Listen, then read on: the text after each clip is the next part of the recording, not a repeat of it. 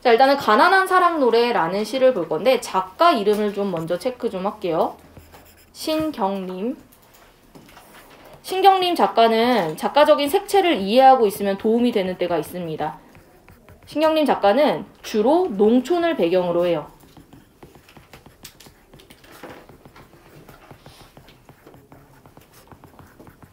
근데 농촌에 사는 사람이 누구겠어?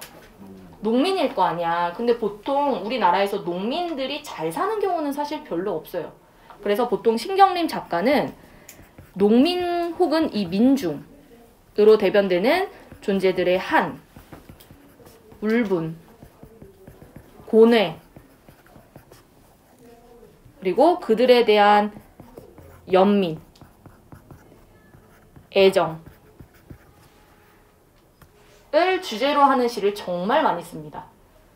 배워서 알겠지만 가난한 사랑 노래는 도시 노동자를 연민의 시선으로 바라보는 시예요. 그래서 가장 대표적인 작품이 농무라는 시가 있습니다. 목계장터라는 시도 있고요. 요 두 작품이 그나마 내신 시험에서 많이 나오는 작품의 제목이라고 생각하면 되고요. 농무가 뭔지 알아요? 어? 농무. 농부의 무. 농사할 때. 농부의 무? 먹는 무? 네. 춤추는 거. 정답. 농민들이 추는 춤이에요. 이 농무만 잠깐 본문을 살짝만 보여줄게. 왜냐면 다른 학교도 이 농무가 시험에 많이 나왔어가지고 너희도 혹시 모르니까 참고로만 보여줄게요. 뭐 머릿속에 넣으라는 뜻은 아니고요. 야, 너네 학교 지금 코로나 엄청 유행하고 있지? 맞아요. 엄청 많아요. 우리 반은. 너 왜 마스크 안 썼냐? 저요? 저 몰라요. 그러는지. 아이씨. 저희 저 오늘도 검사했어요. 뭘. 코로나요. 내일은 기침하게 검사하라 해서 검사 또 했어요. 지금 3학년도 난리 난 것 같은데? 요거 혹시 본 적 있는 사람 있나요? 모의고사도 많이 나오는데. 봤어요. 봤어요. 모의고사에 나왔어요. 봤어요? 네. 아, 분명히 다 같은 모의고사를 풀었을 텐데. 자, 지금 여기 보면 농무들이 포인트는 이거야. 학교 앞 소주집에 올라가서 술을 마셔. 자, 술 왜 마셔? 너 술 왜 마셔? 기분 좋으려고. 기분이 안 좋아서. 기분이 안 좋아서 술을 마셔? 그쵸? 이거는 농민들이 먹고 살기가 힘들어서 원통에서 술을 마시는 거고. 쭉 내려갈게요. 여기도 되게 중요한 말이지. 산구석에 처박혀 발버둥친들 무엇하랴. 이거 무슨 법이야? 서리법. 서리법이지. 그러면 이거는 산구석에 처박혀 발버둥친들 방법이 있다 없다? 없다. 바닥에 방법이 없다는 얘기거든요. 왜냐? 밑에다 비료값도 안 나오는 농사. 이거는 그 당시 농촌사회의 구조적 모순과 관련된 표현이야. 아무리 열심히 해도 비료값 이상의 돈이 안 나와요. 그래서 얘가 이런 표현을 써. 우리는 점점 신명이 난다. 근데 이 신이 진짜 신나는 걸까? 아니겠죠. 그래서 이런 걸 반어적인 표현으로 보기도 합니다. 그러니까 이거는 그냥 내용을 이런 내용이구나. 이 정도만 접근하고 넘어가도 돼요.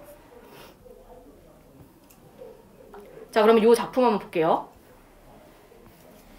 너희가 배웠으니까 뭐 미리 얘기를 하는데 이 가난한 사랑 노래라는 건 일단 아무데나 적어. 가난한 농촌 출신 노동자의 삶과 애환이 담겨 있어요. 애환이 뭐야? 이 무슨 애? 그렇지. 슬플 애자예요. 슬픈 거지. 슬픔과 관련된 건데 특히 이 작품의 배경은 1970년대 산업환화 도시화와 관련이 있어요. 이때 우리나라 대통령 누구야? 박정희. 노무현이요? 신보선? 야, 너 전두환. 너 신보선. 이거 아니 그냥 떠오르는 사람 그 사람밖에 없어. 박정희 아니야. 전두환. 신보선. 전두환 80년대 아니야. 박정희. 박정희. 우리 반에 지금 일배 있는 거 아니야? 아니에요. 아니 떠오르는 사람이 그 사람. 아, 나 지금 갑자기 식겁했네. 아니에요. 아니, 너무 상관없는 시대 아니에요? 저희 기숙사 1배 있어요. 너희 기숙사 문제가 아니라 남학생들 반에 꼭 한 명씩은 있던데? 아, 근데 저희 야 이눈 아니 진짜 저는 아니고. 그래 한두 명이 아니던데요. 1배 4이던데. 노무현 어? 노무현 언제예요? 노무현이 이명박 전이 2000년대 이후에요. 그래요? 아, 이거는 의도가 있다 분명히. 그쵸? 근데 딱 떠올랐어요. 자, 박정희 대통령 때죠. 우리나라 산업화 도시화와 관련이 되어 있는데 이제 문제는 모든 사람이 잘 살지는 않았다는 거예요. 분명 그 안에서 소외된 노동자들이 있었다는 거지. 빈민이라고도 하죠. 자, 근데 여기서 우리가 이 산업화와 도시화 연결 짓는 걸 외제적 관점이라고 보죠. 외제 중에서도 뭐게요? 아니요. 그렇죠. 반영론적 관점. 효재야, 문학 작품을 감상하는 방법 한번 나눠볼래?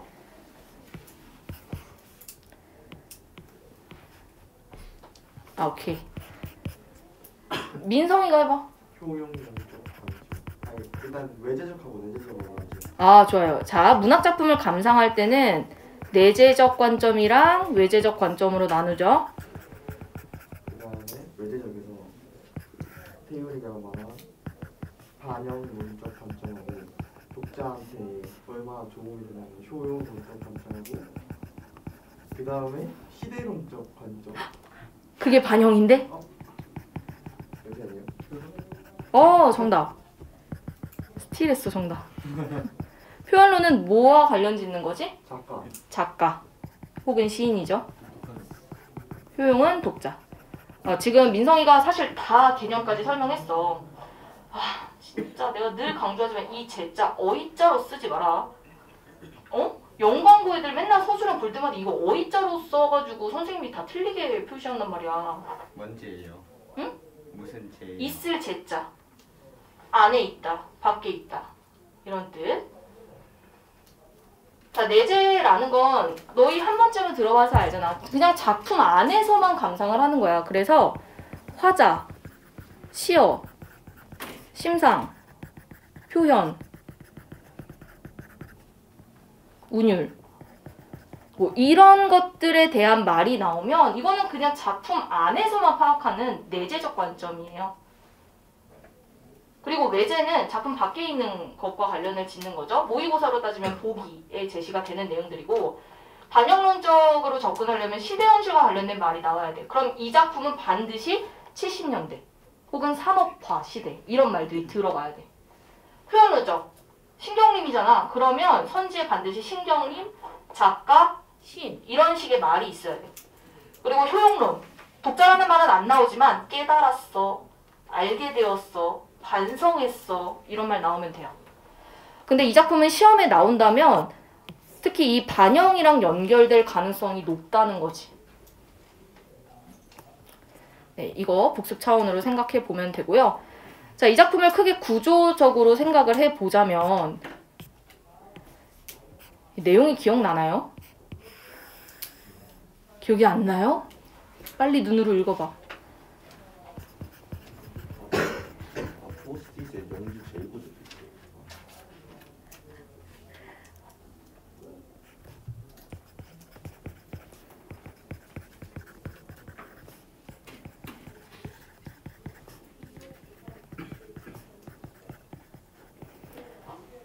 자, 이 시는 그 감정에 따라서 크게 4가지로 나눠서 생각을 해볼 수 있거든. 자, 너와 헤어지면서 얘가 느꼈을 감정은 뭘까? 외로움. 여기 시에 있는 용어로 따지면 외로움이죠.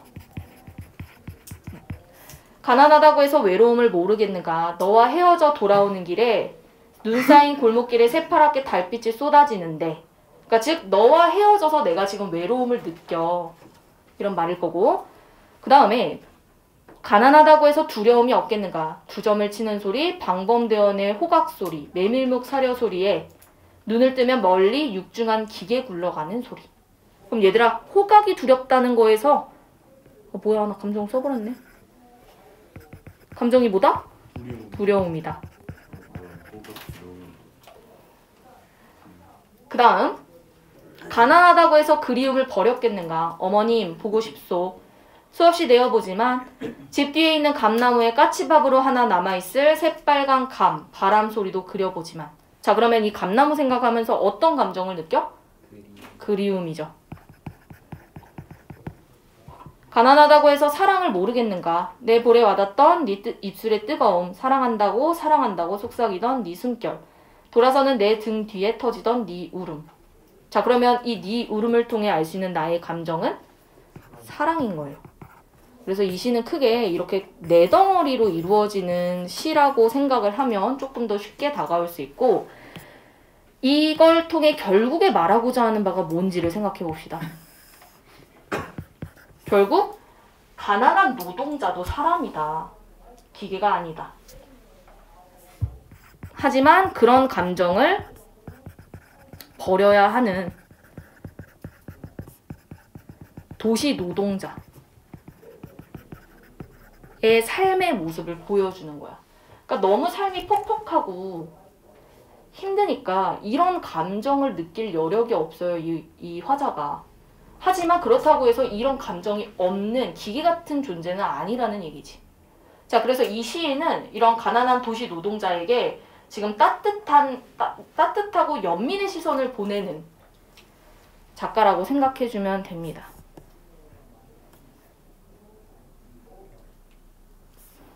지울게요.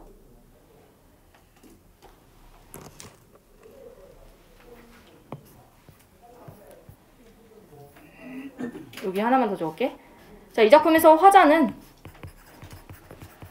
젊은이죠. 도시 노동자. 그래서 작가가 이 화자를 바라보면서 공감의 태도, 연민의 태도, 또 애정의 태도, 위로하고자 하는 마음, 이런 것들이 복합적으로 담겨있는 시라고 생각하시면 됩니다. 참고로 이 작품은 1988년에 만들어진 시고요. 70년대를 배경으로 한다라고 생각하면 됩니다. 자, 그럼 이제부터는 뭐 내용이 겁나 쉽죠? 내려갈게요. 자, 감정만 체크할게. 외로움, 두려움, 그리움, 사랑. 근데 보면 알겠지만 뭐 내용 아직 접근하기 전부터 봐도 문장의 구조가 어때요? 비슷한 게 진짜 많죠?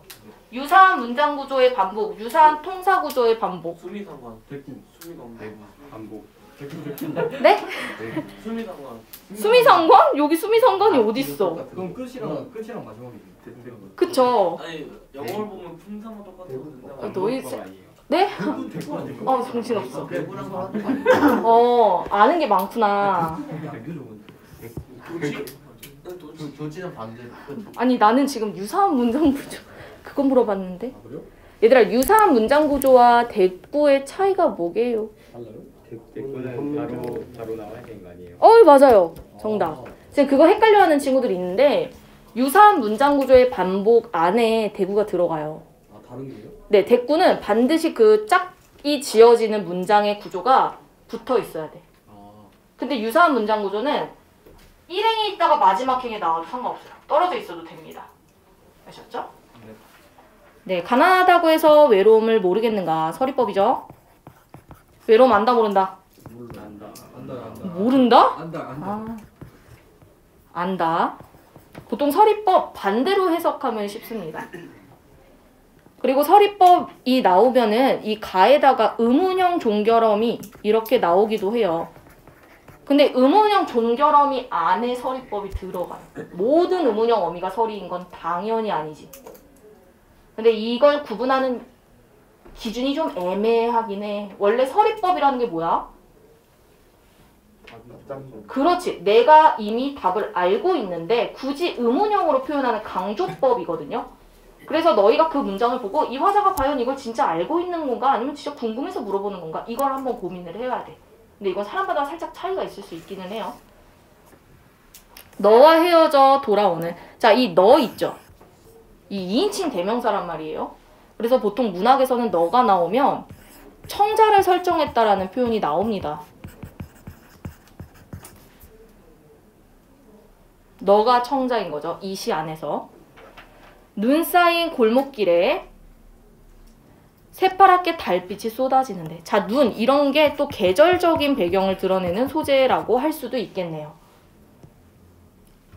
새파랗게 무슨 이미지? 시각. 시각적 이미지도 맞죠? 촉감. 어디가 촉각이죠? 색채 이미지죠? 자, 근데 여기 있는 이 눈의 흰색과 새파랗게라는 파랗다 요 색이 지금 색채 대비가 이루어지고 있는 거 보이죠? 밑에 나와 있습니다. 여기 밑에 색채 대비. 자, 이렇게 눈처럼 하얗다라는 말이 굳이 안 나와도 누가 생각해, 야, 머릿속에 눈을 막 빨간색으로 떠올린 사람이 있냐고. 없잖아. 누가 봐도 눈은 흰색이잖아요. 그렇게 이미지가 딱 떠오르는 색은 굳이 표현을 하얗다라고 안 해도 그냥 색채가 있다라고 표현을 합니다. 새파랗게 달빛이 쏟아지는데. 자, 달빛을 좀 체크 좀 할게. 이 달빛이 기능이 있어요. 자, 예를 들어 나 지금 헤어졌어. 슬퍼. 햇빛이 쨍쨍한 대낮이 더 있어 보여? 아니면 달빛이 쏟아지는 밤이 더 있어 보여? 달빛이요. 전자 후자. 부자. 여기서 전자라고 생각하면 좀 이상하죠? 후자를 보통 선택을 할 거예요. 왜? 밤이라서 밤인데 감이어서. 감정이 많이 그런 감정이. 그렇죠. 그러니까 너희가 지금 말한 게 전부 다 답일 거 아니야. 보통 밤이라는 시간적 배경이 우리한테 불러일으키는 감정이 있다는 거지. 그래서 이 달빛은 객관적 상관물이라고 볼 수 있어요. 그 나의 슬픔을 심화시키는 거지. 날 더 센치하게 만들어. 그렇다고 해서 감정이입인가? 그거는 아니지. 객관적 상관물이 뭐였죠? 감정이. 자신의 감정을 나타내는 건가요? 오, 그치. 까먹었을 수 있지. 너무 잘 까먹는 거 아니야? 이거 아는 사람. 죄송합니다. 말해보세요. 객관적 상관물 안에 감정이입이 들어가 있고 감정이입은 화자가 그 대상과 자신을 동의하게 여겨야지만 성립하는데 객관적 상관물은 감정을 불러 일으키기만 하면 성립합니다. 정확합니다. 객관적 상관물은 화자가 자신의 감정, 즉 정서를 드러내기 위해서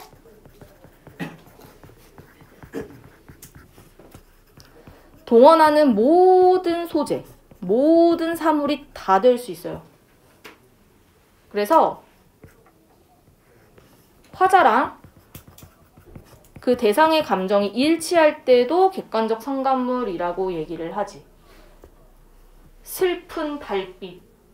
이러면 달빛은 가만히 있는데 내가 그거 보고 슬프다고 말하는 거니까 감정이입이죠. 근데 반대로 모두 돼. 화자랑 대상이랑 감정이 대비가 돼도 상관없어요.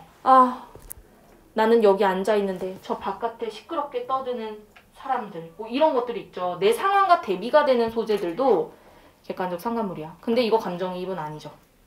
그 다음 세 번째, 나의 감정을 촉발하기만 해도 객관적 상관물이야. 지금 이 달빛처럼 내가 걔를 보는 것만으로도 더 슬퍼. 그럼 이거 객관적 상관물이라는 거지. 그래서 보통 우리가 객관적 상관물을 어떻게도 표현하냐면 화자가 자신의 감정을 자연물에 투영했다 라는 표현으로 나오기도 해요. 투영. 투영이라는 건 반영하다라는 뜻이거든. 그냥 짜증나 라고 직접 표현해도 될 걸 자연물을 동원, 혹은 자연물이 아니어도 돼요. 사물이라고 해도 돼요.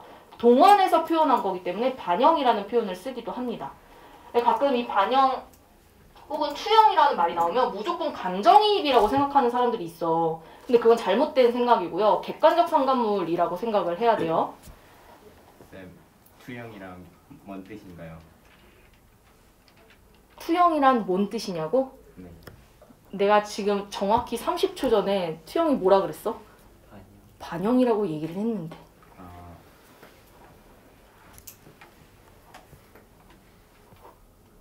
내가 말이 너무 빠른가? 아니, 수빈쌤보다 좀. 수민쌤보다 빨라? 아니 느려. 느려? 야, 이 눈이 영어 과제는 했어? 뭐요? 아니. 근데 그거 솔직히 너무 많았어요 처음 문장. 야 그렇게 살아가는 거야. 뭔 소리야? 나 뭐 조언해 주는 줄 알았네. 야 그렇게 하면 안 돼 그럴 줄 알았는데 그렇게 살아가는 거야. 뭔 소리야? 그런 사람 없을걸요. 이게 다 못했을까요? 아무. 여자애들은 아까 열심히 하던데? 아니 제가 밥 먹으러 국수나무로 갔는데 거기에서 여자 옹호제인 아닌 애들이 있더라고요. 여자애들이. 근데 거기서 국수 먹으면서 그걸 풀고 있어요. 그래 그렇게 살아가는 거야. 얘들아 근데 지금부터 벌써 그러면 안 돼. 아직 너희 내신 본격적으로 시작도 안 했잖아요. 네. 무섭다. 근데 영광고는 항상 영어의 시험 범위가 그렇게 많지 않다고 들었는데 그러니까 할 만한 정도? 맞아요. 많지는 않나요. 영광여고가 힘들지. 영광고는 또 열심히 하면 받을 수 있겠지? 자, 그 다음에 가난하다고 해서 두려움이 없겠는가? 두려움이 있다는 얘기고 2점을 치는 소리. 이게 무슨 의미야? 2점. 옛날에 그뭐 검정고시 보면은 막 황금이다 하면서 딱딱 치는 거 있잖아요. 맞아요. 이거 2시를 가리키는 소리예요. 새벽 2시. 근데 지금 되게 대답을 잘했는데 검정고무신에 나온 검정고무신을 또 아나? 검정고시 그린 사람이 저번에 돌아가셨잖아요. 돌아가셨잖아요. 그니까 그 검정고무신 봐요? 봤었죠. 재밌잖아. 그거 보면 거기 보면 이제 메밀묵 사려 소리도 나오고 뭐 그런 거 있잖아. 이 2점을 치는 소리 그리고 방범대원 요게 전부 다 그 당시의 시대적 배경을 보여주는 소재예요. 지금 새벽에 뭐 누가 이렇게 탕탕 치냐고. 방범대원 있어요? 없어요. 텅금 때문에 있는 호각소리라고 보면 되죠. 자 그리고 방범대원의 호각소리는 이 작품에서 두려움의 감정을 불러일으킵니다. 풍자와 관련된 소리니까. 그렇죠? 청각적 이미지라고도 볼 수가 있겠네. 이 작품은 이미 얘들아 시각도 있고 청각도 있어. 그러면 시험 선지에서 다양한 심상을 활용하고 있다. 이러면 맞습니다. 맞습니다. 아셨죠? 사람마다 다양하면 기준이 다르잖아요. 안 달라요. 다양한 거는요 2개 이상이기만 하면 돼요. 와, 나 진짜 처음 들어본 질문이다. 2개 이상이기만 하면 됩니다. 왜요? 왜냐고요? 다양. 하나가 아니기만 하면 다양이잖아. 하나는 단일. 원래 그런 거야. 네. 제가 평소에 배울 사람 없어요. 자, 메밀묵은 가난이나 소박함과 관련된 이미지라고 볼 수도 있어요. 눈을 뜨면 멀리 육중한 기계 굴러가는 소리. 자, 도시의 기계 문명을 상징하는 단어겠죠, 이거. 근데 이 소리에 내가 이제 꽂히는 이유가 뭐냐면 이 화자도 도시 노동자이기 때문에 그래요. 정확히 어떤 노동을 하는지는 나와 있지 않지만 도시에 살고 있는 사람이고요. 가난하다고 해서 그리움을 버렸겠는가? 안 버렸다는 뜻이고요. 어머님 보고 싶소. 수없이 되뇌어 보지만 집 뒤 감나무에 까치밥. 혹시 까치밥이 뭔지 아나요? 그 감- 감나무에 같이 그거 먹으러 다 따고 가나요? 나서 몇 개 남겨둬가지고. 정확하네. 이 감나무가 문학에서 나오잖아. 항상 인정, 배려 이런 걸 상징해. 까치 먹고 가라고. 하나 남겨놔요 일부러. 나 그거 남겨놨길래 그거 따서 먹었는데. 이렇게 또 너가 까치야? 인성 하나가. 자, 날짐승 먹으라고 남겨놓은 감인데 여기서 이제 새빨간 감, 바람 소리 이거 좀 끊을게요. 왜냐면 이거 해석을 새빨간 감바람 소리 이렇게 하는 애들이 있더라고요. 아니, 그런 애들은 이제 별로 존재하지 않아요. 없을 것 같죠? 있잖아. 있다니까요. 그렇게 한 애가 있었어? 네, 많이 있었어요. 그것 때문에 그 2~30분을 떼먹었어요. 아니 온우의 머리를 주워라 해가지고. 그러니까 이렇게 끊으세요. 자, 근데 내가 이걸 왜 지금 일부러 끊으라고 했냐면 우리가 이런 걸 복합 감각이라고 해요. 복합 심상이라고 해도 되겠죠. 자, 근데 옛날에 제1고 시험 선지에 얘가 나온 적이 있어. 그리고 나서 공감각적 심상이다. 이런 표현이 나온 적도 있어요. 얘들아, 공감각적 심상과 복합 감각의 차이가 뭘까? 나는 그거 2개 그런 거. 공감각은 하나를 표현하려고 하는 거 아니에요? 공감각은 2개 아예 다른 거 2개를 표현하는 말이 안 돼. 네? 공감은 하나에 2개가 들어있는 거고. 그거 한 대상을 그거 2가지 합쳐가지고. 맞아요. 정확합니다. 근데 단순히 개수로만 따지면 안 돼요. 개수로만 따지면 복합감각과 변별 지점이 사라져요. 감각의 전이가 일어나는 걸 공감각이라고 했는데 옛날에 알려줬죠? 푸른 종소리. 자, 이걸 우리가 느낄 수 있는 감각이 뭐예요? 청각이잖아, 종소리는. 근데 그걸 지금 뭐로 표현했어? 시각으로 표현했죠. 그러면 이게 뭐야? 청각의 시각화일 거 아니야. 그러니까 공감각은 두 가지 감각이 나와야 하고 그 감각을 다른 감각으로 하나의 감각을 다른 감각으로 대체할 때 그럴 때 공감각이라고 합니다. 그런데 복합 감각은 그냥 단순히 감각을 나열하기만 하면 돼요. 여러 감각을. 복합 감각 여기 밑에다가 써놓을게. 여러 감각 나열. 가난하다고 해서 사랑을 모르겠는가? 네 볼에 와닿던 네 입술의 뜨거움. 자, 뜨거움. 촉각이지. 그러면 얘는 이미 벌써 심상이 3개 이상 나온 거야. 그치? 3개. 시각, 청각, 촉각. 그쵸? 그리고 사랑한다고 사랑한다고. 자, 시어 반복하고 있네요. 반복법이라고 해도 되겠죠? 네 숨결. 돌아서는 내 등 뒤에 터지던 네 울음소리. 얘가 연인이랑 헤어질 때 헤어지고 싶어서 헤어진 게 아니겠죠. 그렇죠? 가난하다고 해서 왜 모르겠는가? 가난하기 때문에 이것들. 자, 그럼 여기서 말하는 이것과 이 모든 것들이 뭐겠어? 외로움, 두려움, 그리움, 사랑과 같은 감정이겠죠. 이것을 버려야 한다는 것을. 마지막이 서술어로 끝나지 않았어. 목적어로 끝났어. 그렇다는 건 서술어가 앞으로 슉 하고 들어가 있다는 뜻이죠. 무슨 법? 도치죠. 그러면 원래는 요 문장과 이 윗문장의 순서가 바뀌었어야 되겠죠? 뭐요?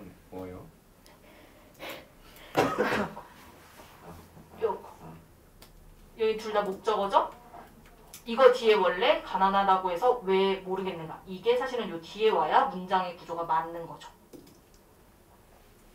왜요? 네? 을이 마지막이었어.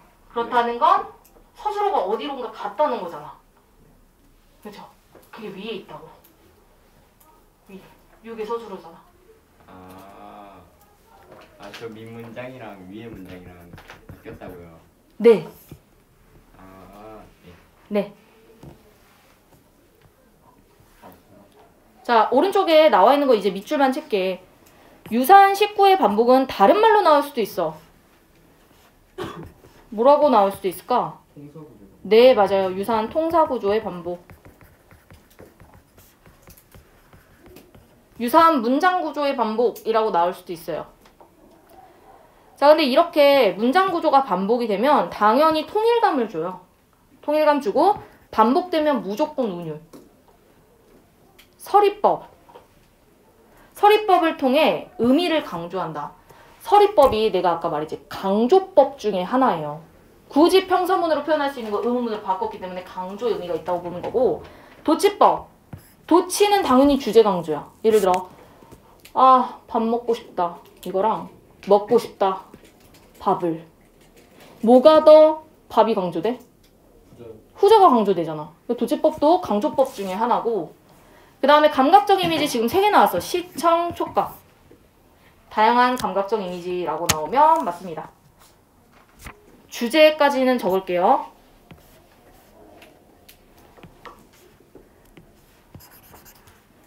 가난 때문에 소중한 감정을 버려야 하는 비애.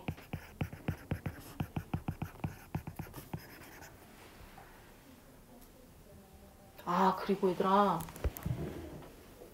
첫 번째 행에 모르겠는가, 세 번째, 네 번째 행에 없겠는가, 버렸겠는가, 모르겠는가 다 끝에가 뭐로 끝나? 가로 끝나죠? 이거 뭐게요? 대구. 반복. 대구는 아까 내가 붙어 있어야 된다고 했지. 뭐게요? 공호법. 공호법. 부르는 거 아니야? 대마체. 어미의 반복 맞습니다. 동일한 종결 어미의 반복이 맞아요. 근데 이걸 두 글자로 표현하면 뭐게요? 라인. 라인 맞는데 그거를 우리말로 표현해봐. 운율, 아니 그거를 리듬, 음보. 음절. 너 음보 몰라? 음절 몰라?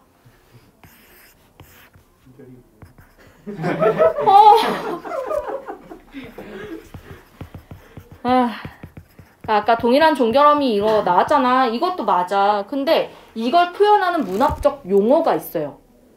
종결어미가 같아서 생기는 운율. 머리. 왼손, 맞아요. 꼬리. 맞아요. 기승전결. 맞아요. 지금 얘가 다 말했어. 수미. 수미? 뭐 여자친구 이름이야 뭐야? 최미? 수함경. 아니 그 야 너는 수험경리를 어떻게 외웠어? 수험경련인데? 어디서 들었어요 그걸? 그거. 대단하다 야. 초성 힌트. 기억 이응. 수미. 아, 아니 기억 이응이라고. 뭐야? 왜 팔을 뭐? 맞췄어. 구어? 아니요. 아이 문맥적으로 생각해봐. 머리. 아니 기억 이응이라고. 아, 기어. 어? 기어. 끝에는 운이에요. 운. 기운, 기억 운. 가군. 정답. 네, 뭐 이게 맞네. 얘들아 이거 알아야 돼 이제. 저 아픔밖에 안 들어. 아분이 얘네를 다 포괄하는 개념이고 아분이라는 건 특정한 위치에서 특정한 글자가 반복돼서 생기는 운율이에요. 근데 그 특정한 글자가 머리두. 앞에 반복되면 두운이고 요는 허리 요자입니다. 허리. 가운데가 반복되면 생기는 게 요운이고요. 근데 우리는 보통 이제 시험에 왜 이래? 가군이 위주로 나온다고 생각하면 돼. 가군은 끝각자. 끝팻말이 반복돼서 생기는 거. 이거 학교에서 뭐 말하시는 것 같은데. 나 이거 자다 쌤, 깨서 앞부분 말하고요. 이거는 이거. 앞운이 요거 세 개를 포함하는 개념이고 어떤 글자가 특정 위치에서 반복이 돼서 생기는 운율 자체를 그냥 아분이라고 해요. 통칭해서. 근데 보통 시험에 나오는 건 두운과 가군 둘 중에 하나인데 그 중에서도 가군이 많은 편이에요. 두는 첫 번째 게 반복돼요. 네, 머리 두자. 그래서 이 작품은 동일한 종결어미의 반복이라고 해도 되고요. 그리고 가군이라고 해도 맞습니다. 얘들아 이 작품에 대해서 지금 필기되어 있는 것 좀 얘기해 줄래? 푸른 종소리. 전 푸른 종소리밖에 없어요. 청각의 시각화. 이거 왜 나왔어? 그거밖에 없어요. 쌤 뒤에 나오지 않아? 아, 근데 이 작품이 공감각이 없는데 이걸 왜 설명했어? 예시로 된 것 같은데. 그 뭐였더라? 아 문제에 있어요? 공감각이? 공간과 설명하려고 예시된 거 아니에요? 심심해서 해준 거예요. 모르겠어요. 근데 선생님 수업을 너 전혀 안 듣는구나. 어? 에이, 됐다. 이미지 설명하다가 나온 것 같아요. 아 이미지 설명하다가 심상 설명하다가 여기서 아 얘들아 이미지가 다른 말로 심상인 건 알지? 이 마음 심자 모양 상자 마음에 그려지는 이미지. 자 그 다음에 밑에 내려갈게요. 박재삼. 이 박재삼이라는 작가는 그렇게 막 유명한 작품이 많지 않아요. 한국 서정시를 대표하는 작가라고 보는데 우루미 타는 강이라는 시도 유명한 편이지만 그렇게 모의고사에 출제가 많이 되지는 않았다. 그냥 참고고요. 이 작품 1962년에 나온 작품입니다.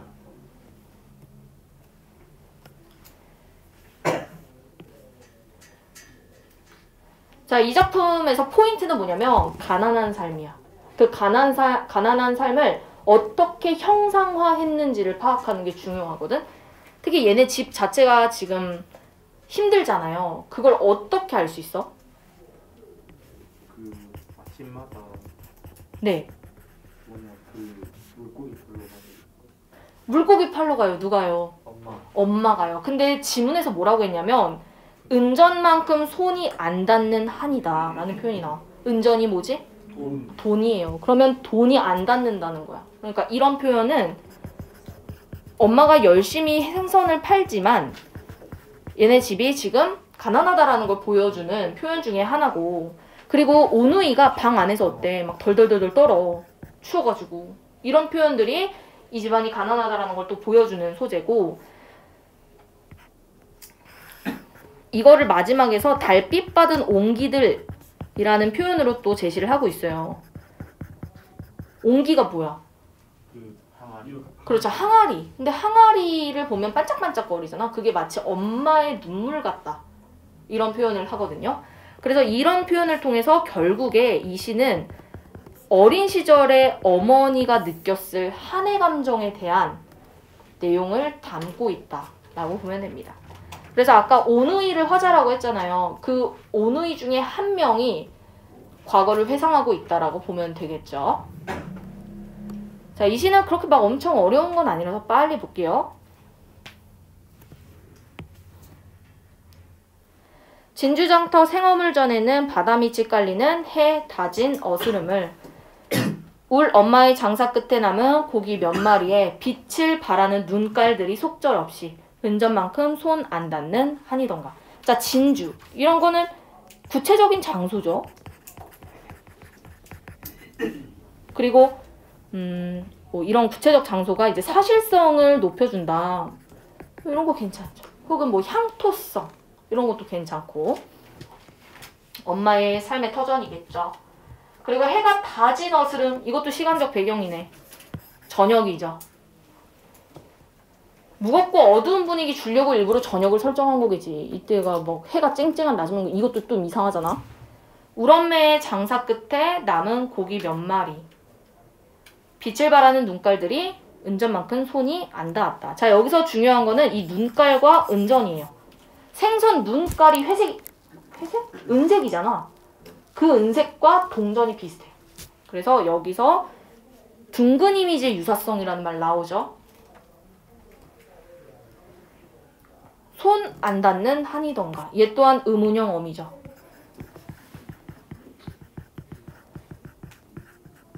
근데 이건 서리법일까? 이 서리법이 아닙니다. 이거는 진짜 질문의 형식을 취한 거예요. 그러면은 눈깔이 또 은색이고 은전도 은색인데 은색인데다가 둘 다 모양이 동그랗잖아. 그러면은 색채 이미지의 유사성이라고 볼 수 있어요? 아, 근데 봐봐. 내가 아까 말했잖아. 딱 머릿속에 떠오르는 색깔이 사람마다 다 비슷하면 색깔이 안 나와 있어도 그 색깔이 있다라고 표현할 수 있다고 했죠. 근데 눈깔. 얘 눈깔 무슨 색? 그렇게 따지면 그렇게 말하기가 힘든 거죠. 자, 내려갈게요. 별밭. 요거는 상징 정도만 체크하면 되겠네. 소망이나 희망 정도라고 생각하면 되겠죠? 별밭은 또 너무 멀리 있어. 얘네가 꿈꾸는 그 세계가 멀리 있다는 거고, 우리. 자, 그럼 얘들아, 만약에 이 작품이 나왔을 때 화자가 표면에 드러나 있다 라고 하면 맞을까 틀릴까? 맞죠. 맞다고 생각하는 사람. 틀렸다고 생각하는 사람. 왜 맞다 생각해? 우리는 1인칭 아닌 것 같아요. 자, 다시. 맞다. 맞다. 왜 맞다고 생각해? 약간 나가 나오면 표현되는데 근데 우리도 1인칭이니까 정답이에요. 그쵸? 이거 나의 복수형이죠? 나의 복수형이 나오면 화자가 표면에 있는 거예요. 가끔 화자가 표면에 드러나 있다라는 선지가 나왔을 때 나만 계속 찾는 애들이 있어. 우리도 포함이 된다라는 걸 잊으면 안 되고, 머리를 맞댄 골방이 손시리게 떨던가 손시리게 떨던가. 자, 반복이네요. 반복법 있죠? 반복법. 이건 그럼 대꾸를 할 수 있어요? 아닙니다. 이거 대꾸가 아니에요. 얘들아, 대꾸는 문장이 완전 똑같으면 안 돼요. 살짝 변형이 있고 짝을 맞춰야 돼. 너희가 말하는 말 그대로 라임. 뭐 있죠? 라임 예시가? 랩에서 라임이 들어가는 구절 뭐 있어? 기억나는 거? 사이렌? 뭐? 그 사이렌? 제목에 사이렌이라는 그 곡이 있는데 아무거나 빨리 말해봐. 저 하나 알아요. 박자를 타고 난 자, 박자를 타고 등장해. 어? 박자를 타고 난 자, 박자를 타고 등장해요. 그러니까 그게 무슨 말이야? 타고 난 자, 박자를 타고 등장해. 이런 아, 박자를 타고 난 자, 박자를 타고 등장해. 이런 게 대구인 거야. 그러니까 완전히 똑같으면 대구라고 하지 않아요. 그냥 그건 반복이에요. 아시죠? 진주 남강이 맞다고 해도 오명 가명 신새벽이나 밤빛에 보는 것을. 그렇다는 건 엄마가 삶이 어떻다는 거야? 힘들다는 거죠. 고되다는 거죠. 우리 엄마의 마음은 어떠했을까? 의문형 어미죠? 서리법인가요? 아니요. 아닌 거죠. 그냥 의문이죠. 달빛 받은 옹기 전에 옹기들 같이. 직유법 있네. 말없이 글썽이고 반짝이던 것인가. 그래서 이거는 그 옹기를 보면서 엄마의 눈물을 표현하는 거고, 이걸 통해 엄마가 느꼈을 한의 감정을 얘가 추측하고 생각하는 거지. 그래서 내용 자체는 그렇게 엄청 어렵지 않고요. 주제가 가난했던 유년 시절과 어머니의 한, 이렇게 정리하면 되겠죠. 그래서 이 작품의 성격에 대해서 회고적이다 라는 말 나오면 맞아요. 회고, 옛날을 회상하다, 이런 의미죠. 향토적이라고 나오면 맞아요. 애상적이라고 나오면 맞아요. 애상이 뭐라고 그랬어? 슬픈 거라고 얘기했죠. 한과 똑같은 건가요? 애상이요? 네. 네, 맞습니다. 거의 똑같은 의미라고 보면 되겠죠. 자, 시어의 상징적 의미 정도는 당연히 외워야 되겠죠. 은전, 돈이니까 구고요. 별밭, 우리가 원했던 것들이고, 볼방, 그럼에도 힘들게 살아야 했던 오누이의 현실을 보여주는 단어였고, 네, 화자는 지금 어머니에 대한 연민과 애틋함을 동시에 보이고 있습니다. 네. 마지막에 말없이 글썽이고 반짝이던 것이 뭐고 의문형이라는 아, 네, 맞아요. 의문형이에요. 뭐뭐하 가, 뭐뭐한 고, 뭐뭐하 느냐, 뭐뭐하 리야, 전부 다 의문형 어미죠. 혹시 뭐 여기 필기 더 된 거 있어? 아니요. 없어? 저는 없어요. 너네 반은 원래 없잖아. 너 아까 보니까 깨끗하더만. 이거 필기 있는 사람 없어? 필기를 거의 안 해주신 그냥 말로 그냥 원래 그냥 백지시에다가 그냥 여기 있는 거 그냥 적어 쌤 근데 숙제에서도 이거 다 적어야 돼요? 네, 네. 쌤이 적어준 것도요? 네. 내가 아까 말했잖아. 복사하는 것처럼 써오라고. 다 하면 되지. 그럼. 다 하면 야, 그게 사는 방법이야. 그렇게 사는 거야. 그렇게 사는 거야. 뭐라고? 영어 숙제 다 안 한 애가 다 하면 되질 않아요? 아니 근데 너도 안 했잖아. 어디서 빨리 끝내. 아니 근데 이눈이는 국어 과제도 안 했어. 아니 제가 다음 주부터 해볼게요. 아니 내가 그래서 수비쌤한테 여쭤봤어. 선생님 저희 반에 이눈이라는 애가 새로 들어왔는데요. 이눈이라는 애가 과제를 안 했더라고요. 혹시 영어도 하나요? 그랬더니 아 이눈이 영어도 안 해. 과제를 이렇게 말하시더라고. 첫 주라서 살짝 이제 적응하는. 아. 야 초범인데 네. 그 정도는. 조용히 있어. 자 마지막 작품 볼게요. 이용학이 나오네? 이용학? 혹시 들어봤어요? 아무도 들어본 적이 없나요? 얘들아 이용학 작가도 너희가 알고 있으면 되게 좋은 작가 중에 한 명인데 이 사람이 우리나라 1940년대에 활동했던 작가예요. 근데 우리나라 그 당시 상황 생각해봐. 그래 일제강점기. 근데 우리나라 사람들이 민족이 한반도에 온전히 머물러서 살 수 있었을까? 살기 어려워서 어떻게 해? 만주 또 어디로 가? 중국 하늘나라 일본 하늘나라 하늘나라로 가죠. 그리고 또 미국 하와이 뭐 이런 데까지 도망간단 말이에요. 러시아. 그래서 이 당시에 우리 민족 공동체가 뿔뿔이 흩어지던 시기였어. 실제로 이용학도 러시아 유이민 생활을 오래 해요.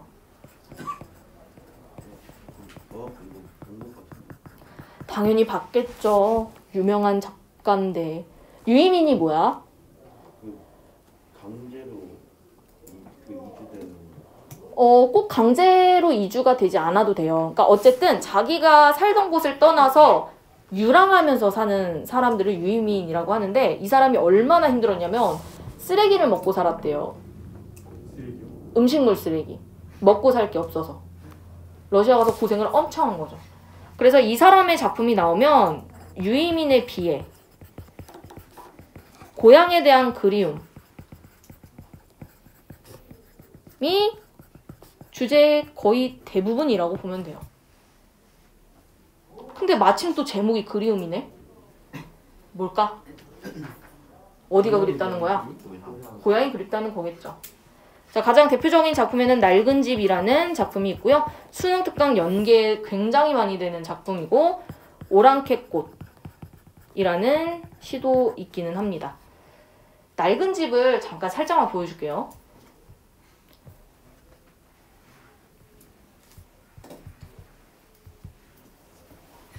봤을 수도 있어.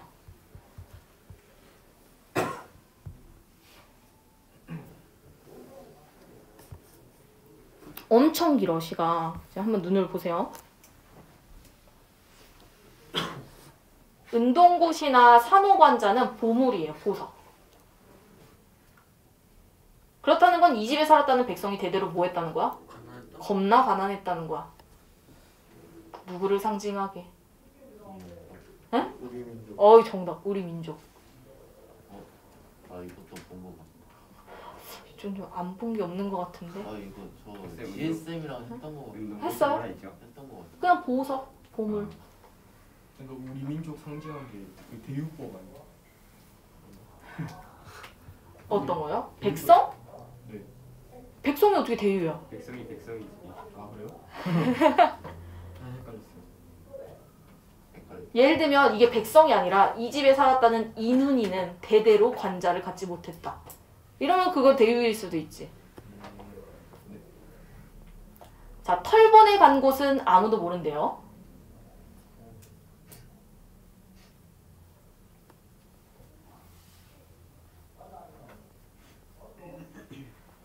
털본에는 또 아들 낳았대. 아유, 송아지라도 나왔으면 팔아먹지. 라는 말을 아주머니들이 한 거야. 그만큼 아기를 낳는 게 부담스러웠던 시대겠죠. 털보가 막 소주를 마셔. 왜? 왜? 힘들어가지고. 힘들어서 가장의 무게 때문에 그렇겠지. 갓주지 이야기가 뭔지 알아? 이게 약간 전설과 관련된 건데 부모가 원하지 않았는데 태어난 아기는 망태 할아버지가 잡아간다는 얘기예요. 그러니까 얘가 또 애기여가지고 그 말을 믿은 거야. 맨날 무서워해. 자기 잡혀갈까봐. 귀엽지 않아요? 나의 동무는 도토리의 꿈을 키웠대. 이게 무슨 의미야? 나 이거 아니, 너희는 싸이월드 세대가 아니지? 나 그거 있었는지 내 유튜브에서 봤어. 무슨 소리야. 싸이월드 생각보다 얼마 안 됐어요. 시트콤도 알아. 저 제대로 쓰는 거 지금. 버디버디 알아? 그거 25, 21에서 봤어요. 왜? 어디 그렇게 오래 했다고? 어디? 네이트온. 아 그거 그거 폴더폰에 아, 폴더폰. 나는 내가 20살 때 스마트폰이 처음 나왔거든? 이거 말하면 애들이 놀래더라. 그러니까 나는 10대 때 스마트폰이 이 세계에 없었어. 이 세상에. 폴더폰 있었어요? 애니폰 시절. 폴더폰은 있었죠. 근데 그때 막 뭐가 나냐면 연하의 햅틱. 아무도 모르네. 최초, 세계 최초 터치 핸드폰. 왜 웃어? 그러니까 이제 내가 학교 다닐 때는 폴더폰밖에 없었어. 근데 갑자기 터치할 수 있는 핸드폰이 나온 거야. 그래서 너무 신기해서 와 대박이다 이랬는데 내가 딱 성인이 되니까 그때부터 아이폰이 나오기 시작했어. 아이폰. 스마트폰. 아무튼 그렇다고요. 도토리의 꿈이 뭘까? 우리 민족의 꿈. 작은 꿈이라는 의미겠죠. 뭐. 아주 작고 소박한 꿈. 근데 이 가족이 어떻게 됐어? 야반도주 한 거야. 야반도주. 왜일까요? 힘들어서. 도망간 거죠. 자, 어떤 사람은 오랑캐령, 만주죠. 만주 쪽으로 갔을 거라고, 더러는 아라사로 갔으리라고 말했대요. 아라사는 러시아예요. 얘들아, 오랑캐가 한자로 뭔 줄 알아? 오랑캐가 쳐들어와서 우리나라에서 일어난 전쟁, 병자호란이잖아. 그 호자가 오랑캐 호자거든? 이 호와 관련된 음식이 되게 많아. 호떡, 호빵. 이게 다 어디서 왔다는 거야? 중국에서 왔다는 거야, 중국에서. 중국빵, 중국떡이란 뜻이야. 지금은 아무도 살지 않아. 흉집이라고 꺼리고 기침하지 마. 불안하게. 에이. 어쨌든 자, 이 낡은 집의 분위기가 별로 좋지가 않죠. 그렇다는 건 우리 민족이 완전 힘들게 살았다. 폐허가 되었다. 뭐 이런 의미지. 자, 어쨌든 참고로만 알면 되고요. 근데 궁금한 게 있어요. 네. 낡은 집을 시라고 하면 돼요. 아, 네네. 이야기 시예요. 그러니까 시인데 그 안에 어느 정도 서사적인 흐름이 있는 시예요. 그래도 어쨌든 내재적인 운율이 있고 그렇기 때문에 시가 아니진 않아요. 자, 이 작품. 야, 씨, 나 6개 나가려고 했는데 택도 없네. 화자가 눈을 봐. 눈을 보면서 아, 북쪽에는 한방눈이 내리려나? 라는 생각을 해요. 자, 그러면 퀴즈. 이때 눈이 이 시에서 하는 기능은 뭘까? 객관적 상관문. 근데 매개체? 어떤 매개체? 그리움. 그리움, 어떤 거에 대한 그리움의 매개체? 고향에 대한 그리움. 고향이라는 말이 들어와야 돼요. 그래서 이 눈은 가족을 떠올리는 매개체고 객관적 상관을 맞습니다. 매개체고요. 이 화자가 밤에 잠깐 딱 깨요. 고향에 대한 그리움 때문에. 얘는 지금 현재 북쪽에 가족을 두고 온 애고 그 가족에 대한 그리움 때문에 잠에서 깹니다.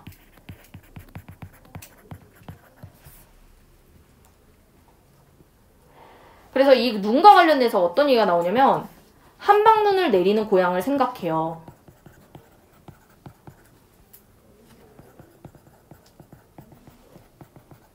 이거는 가족에 대한 그리움을 보여주는 거지. 아, 북쪽에는 가족들이 잘 지내려나? 북쪽에는 펑펑 눈이 잘 내리고 있으려나? 두 번째. 그 사면에 보면 작은 마을에도 복된 눈 내리는가? 라는 표현이 있어요. 복된 눈. 근데 이거는 결국에 자신의 고향에 축복이 내리길 바라는 거예요. 우리 마을에 복이 가득한 눈이 내렸으면 좋겠다. 이런 느낌이죠. 그러니까 단순히 눈을 무조건 그리움의 매개체 이렇게만 보는 것보단 좀 더 다양한 기능이 있다라는 거 알고 있으면 되고. 자, 그럼 질문 바로 갈게요. 눈이 오는가? 의문형 어미네. 설이야? 설이 아니야. 북쪽에는 한방눈이 쏟아져 내리는가? 북쪽이 이 화자의 고향이에요. 가족이 있는 곳이겠죠. 자, 그래서 어떤 시험 문제에서는 이 눈의 이미지를 연결을 할 때가 있어. 보통 우리 문학 작품에서 눈이 상징하는 게 그렇게 좋지 않거든? 보통 실연이에요. 근데 이 작품은 긍정의 이미지라서 다른 작품들이랑 또 연결이 될 수 있다라는 거.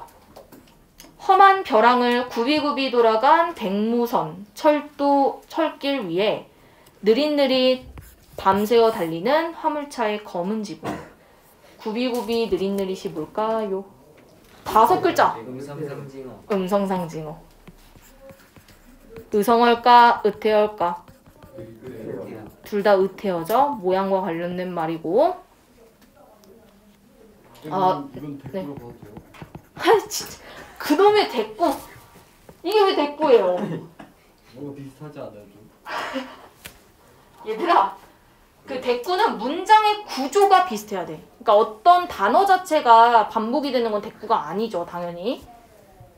너 대꾸에 꽂혔구나. 좀 비슷해가지고 이거. 보통 대꾸를 판단하려면 문장의 끝에 오는 어미를 좀 잘 보면 돼요. 내가 뭐뭐 했고 내가 뭐뭐 했다. 이런 표현이라든가 예를 들어 태윤이는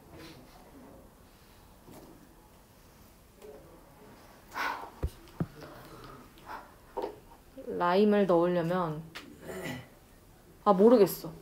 못 만들겠다. 어쨌든 문장의 구조가 비슷해야 되고 단어 반복은 단순하게 대꾸로 그냥 말하면 안 된다라는 거. 연달린. 뭐 연달려 있다는 건 이어진 이런 뜻이야. 산과 산 사이. 너를 남기고 온 작은 마을에도 복된 눈이 내리는 거. 이런 것도 얘들아. 이게 지금 수식어잖아. 그러면 이런 거에서 힌트를 찾으라는 거야. 아, 이 작품에서 눈은 좋은 거구나. 확인이 가능하다고요. 잉크병 얼어드는 이러한 밤에 시간적 배경도 나왔어. 어쩌자고 깨어서 그리운 곳 차마 그리운 곳. 시어가 반복되고 있죠? 근데 이게 왜 시적 허용이게? 이 차마가 왜 시적 허용이게? 참적이라. 에? 원래 뭐라고? 아니 뭘 없는 단어. 차마가 없는 단어예요? 이거 책에 참 파라데이 있었는데 그래요? 어디였지? 참하? 참하? 그 이레이쌤이 노래 들려잖아. 그거는 고어라서 그래. 그러니까 여기 시적 옛날 표현으로 들어고 여기. 원래 쓰면 안 되는 책이 아니에요. 정답이에요. 얘들아, 차마를 이용해서 문장을 한번 만들어봐. 차마 때리지 못했다. 차마 말하지 못했다. 보통 차마라는 부사어는 부정의 서술어랑 어울리는 부사어예요. 근데 이게 지금 문맥상 여기 들어가면 안 되는 부사어라고. 그럼에도 불구하고 쓴 이유는 차마라는 그 단어가 주는 느낌을 좀 더 강조하고 싶었던 거야. 정말 내가 잊을 수 없다. 라는 걸 어필하고 싶었던 거죠. 그래서 시적 허용이라는 말이 들어갔을 뿐인 거예요. 그 다음에 수미상관이 나와있네. 수미상관은 1년과 마지막 년이 완전히 똑같을 필요는 없습니다. 조금만 비슷해도 되고요. 자, 그리고 얘도 봐봐. 내리는가 내리는가 내리는가. 얘도 가군이라고 해도 상관없어요. 지금 끝에 말이 반복되고 동일한 종결 표현이라고 해도 상관없습니다. 그리고 동일한 시어 반복이라고 해도 상관없어요. 자, 그래서 옆에 보면 의문형 종결어미가 사용이 됐고 시적 허용이 있었고 수미상관이 있었죠. 수미상관의 효과는 안녕. 네? 형태적인 안정감, 통일성, 또 그리움 그 주제를 주제 강조, 또 정서 강조? 설마 운율? 설마 운율. 이렇게 네 가지가 있어요. 형태적 안정감, 구조감, 반복되니까 운율, 주제나 혹은 뭐 그 감정 강조하는 거 뭐 이런 게 되겠죠. 자, 이 작품의 주제는 겨울밤. 야, 너희 문제는 풀려 있어? 네. 아니? 겨울밤에 느끼는 고향과 가족에 대한 그리움. 근데 문제 풀어본 친구들 알겠지만 문제 이상해요. 왠 줄 알아요? 이 오감도에 있는 문제도 내가 찾아봤다? 이게 과연 어디서 나온 걸까? 10몇 년 전에 나온 기출 막 이런 거야. 그래서 문제가 좀 구린 것들이 있어요. 그러니까 지금 현재 모의고사처럼 깔끔한 그런 패턴의 문제가 아니에요. 여기가. 너 불안하게 왜 그래? 너 아파? 와 집담감. 이런 거 목소리가 좀 달라진 거야. 아파요? 다음 주에 다 너 아파? 아닌데 머리가 막 엄청 헝클어져 있는데 지금 야 아픈 거 같은데? 근데 지금 원래 영상 인성이 얘 어제 그거 코로나 걸린 애 자리에서 잠자가지고 아니 아프면 집에 가야지. 아픈데 버티고 있으면 안 되고. 정말 그 정도는 안 아파? 그럼 너 아프다는 거네? 기숙사 나가는 거 합법이어서 그 벌점을 받아가지고 있어. 뭔 소리 하는 거야? 그럴 수도 있다. 자 1번 이거 뭐예요? 아, 가난이죠. 2번 OX 오요. 오 3번 눈이요. 눈. 이름절이라고 했는데 이름절 어떻게 써야 돼? 한 글자. 한 글자다. 1 이 어절은 한 판 띄어서. 그렇죠. 띄어쓰기 한 번이죠. 그 다음 4번. 오. 5. 자, 뒤로 넘어가서 1번 문제 봅시다. 정답 1번이죠. 자, 2번에서 이게 무슨 뜻이야? 회의죠. 그 뭐냐고. 객관적으로 얘들아, 이런 게 중요하다고. 회의라는 단어가 정말 자주 나오는데 나올 때마다 애매해서 대답을 못해. 회의가 뭐야? 보고만 있다. 의심이란 뜻이에요. 의심. 여기. 안 할 거 전혀 하나도. 자신의 현재 상황을 회의적으로 보고 있다는 거, 그러니까 문맥상으로 비관적으로 보는 게 맞아요. 근데 이게 어떤 의미냐면 내 상황에 대해서 의심을 하는 상황인 거야. 근데 다 아니죠. 아, 가는 그럴 수 있어. 가는 자신의 상황을 별로 좋지 않게 보기 때문에 가는 괜찮은데 나다는 아니죠. 현실에 대한 비판적 태도. 가는 그렇죠. 나 그런 거 없고요. 다는 맞습니다. 어떤 현실? 가족과 떨어져 있는 현실. 과거 반성? 자연 진압? 셋 다 아니야. 쌤, 이번에는 가가 맞아요. 그러니까 자기의 현재 상황을 별로 좋지 않게 바라보고 있어서 그래.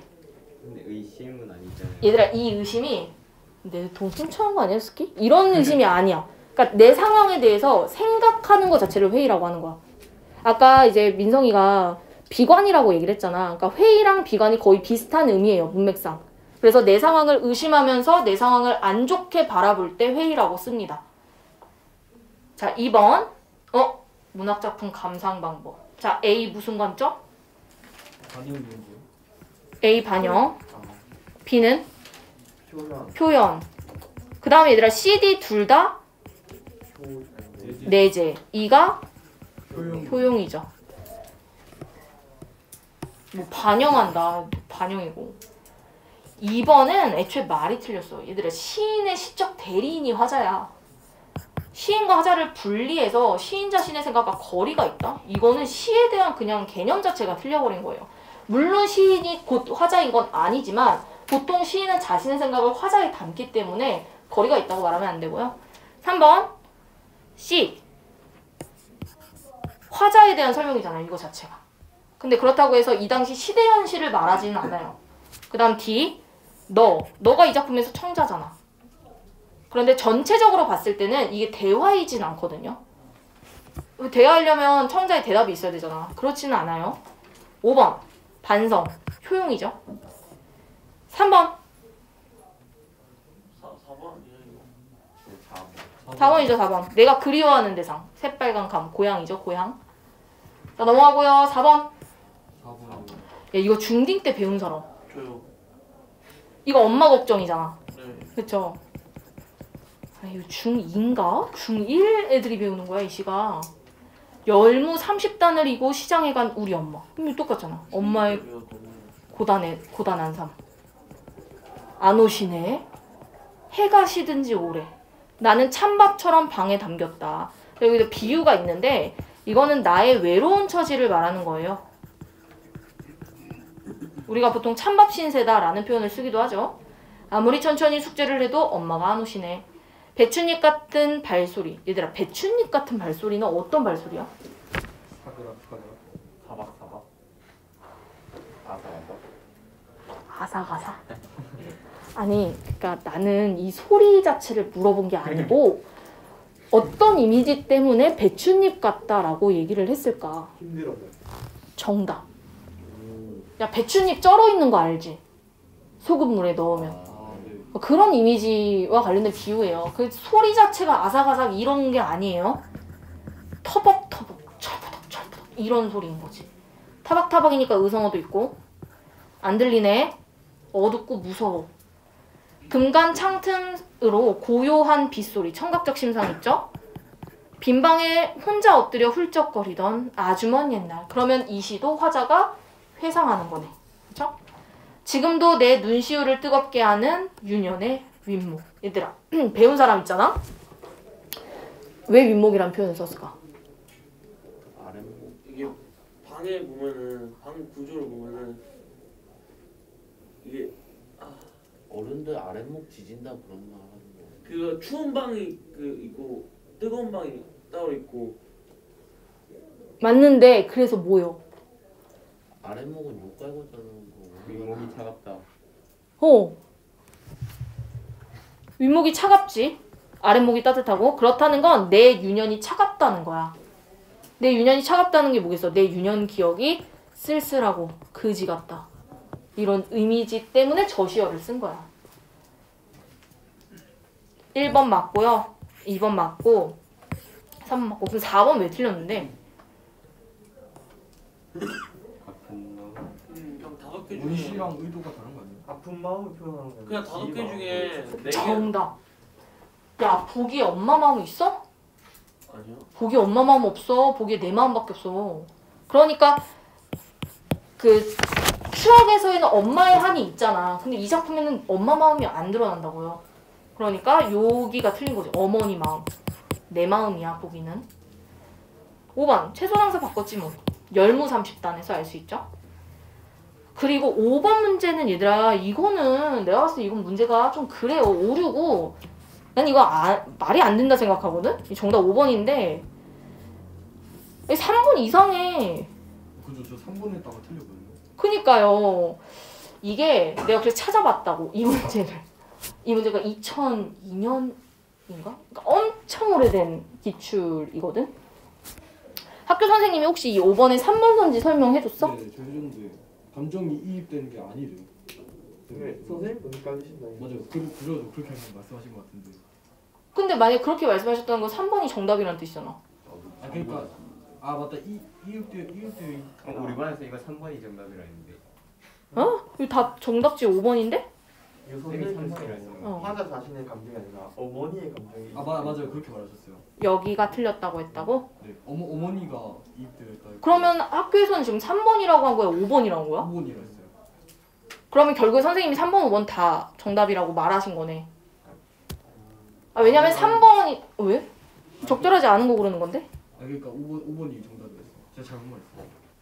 아니 그니까 학교쌤이 이게 화자의 마음이 아니라 어머니 마음이라고 했다며. 학교에서 3번 맞다 했어요. 어? 그 뭐지? 뭐 자신이 어머니의 그 온기를 보고 어머니의 마음을 추리했다면서 그 자신의 감정이 이입되었다. 이렇게 설명한. 뭐 이런 문제 나오면 뭐 교육청에 신고하면 돼. 나는 근데 이 3번이 난 틀렸다고 생각하거든? 왜냐면 일단 말없이 글썩이고 반짝이는 이 온기 자체가 이미 비유가 한 번 된 표현이에요. 그 온기를 실제로 지금 지금 마지막 회에 보면 말없이 글썽이고 반짝이던 것이던가, 이거는 어머니의 감정이잖아. 근데 여기는 지금 표면적으로 봤을 때는 온기들에 대한 얘기를 하고 있기 때문에 엄마의 감정을 이입했다라고 보는 게 나는 안 맞다고 생각을 하거든? 근데 맞다고 했다고? 이런 명광고는 이렇게 헷갈리는 문제가 많이 나와요. 네. 이렇게 돼요? 네. 아니 이렇게 안 나오고, 아까 내가 말했잖아. 선생님이 문제를 안 만들고 그냥 그대로 다 복붙해. 그러니까 내가 보여줬잖아. 그거 싹 다 선생님이 그냥 긁어 모은 거야, 문제. 그거 그냥 시험 문제 그냥 3일 전에 내줬고요. 그러니까요. 그냥 하나도 안 바꾸고. 아니요. 그래도 성의가 있어서요. 선지 순서는 바꿔요. 선지 순서만. 예, 선지 순서를 바꿔요. 심지어 내가 작년에 그 어떤 얘기 들었냐면, 그 선지 순서를 바꿨는데 정답을 다른 걸로 제시를 한 거야, 학교에서 답지에서. 그래서 그거 틀렸거든? 근데 그거 알지? 연광고는 답지를 안 줘. 그래서 애들이 그거 결국 이의 제기를 못 해가지고 아무도 그 문제가 틀렸는데 말을 못했다. 어떻게 됐어? 근데 형들이 문제 오류 되게 많다고. 엄청 많아. 그래서 연광고가 답지 절대 안 주고 그 오류 정정 기간이 지나고 나서야 사인하게. 근데 그거 형들이 신고하는데요. 당연히 신고해야죠. 근데 왜? 난 무조건 그 법적으로 보장된 기간인데. 난 무조건 교육청에 신고할 거야. 아니 영주에서 답지 안 주는 거 연광고밖에 없어. 일부러 그런 거예요? 예, 모든 학년 아니, 답지를 다 안 줘요. 실수로 자기들 뽀록 날까 봐. 내용증도 준 내용보다. 그러니까 그거야. 그러니까 이의 제기를 했을 때 재시험을 봐야 한다든지 그런 문제가 있잖아. 이게 문법이면 사실 상관이 없거든요. 답이 딱 정해져 있으니까. 근데 이 문학은 귀찮은 거야.